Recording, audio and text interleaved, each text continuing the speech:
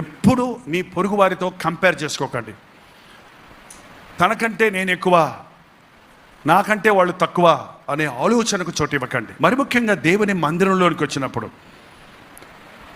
Queen Victoria ప్రభు బల్లప్పుడు ఇలాగా ముందుకు వచ్చి మోకరిస్తే వరుస ఇస్తారు. మనకి ఎక్కువ ఉన్న వలన మీ దగ్గర పంపిస్తున్నాం పరిచారకులతో.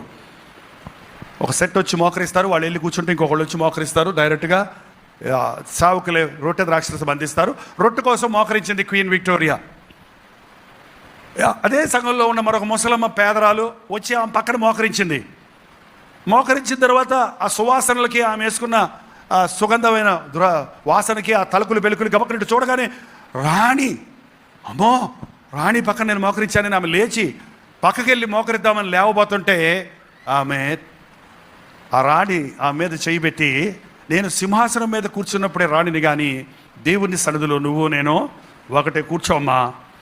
ఏంటండి, నువ్వు ఆఫీసులో పెద్ద డైరెక్టర్ అవ్వచ్చు అండి, మేనేజర్ అవ్వచ్చు, నువ్వు పెద్ద డాక్టర్ అవ్వచ్చు, నేను చూడటానికి పెద్ద లైన్ ఉండొచ్చు అక్కడ, నువ్వు పెద్ద ఇంజనీర్ అవ్వచ్చు, నువ్వు ఎమ్మెల్యే అవ్వచ్చు, ఎంపీ అవ్వచ్చు, నువ్వు ఎంత పెద్ద ప్రఖ్యాతి చెందిన వ్యక్తి అయి ఉండొచ్చు, కానీ మందిరంలోకి వచ్చినప్పుడు నువ్వు ఎవరివే? దేవుని బిడ్డవంతే. దేవుడికి నీ డిగ్రీలు, నీ హోదాలు ఇవన్నీ చూసేవాడు కాదు ఆయన, ఆయన నీ హృదయాన్ని చూసేవాడు. దేవుడి సన్నిధిలోకి వచ్చినప్పుడు మనం సమభావన పాడతాం కదండి, సహజీవనం కలిగి ఉండాలి.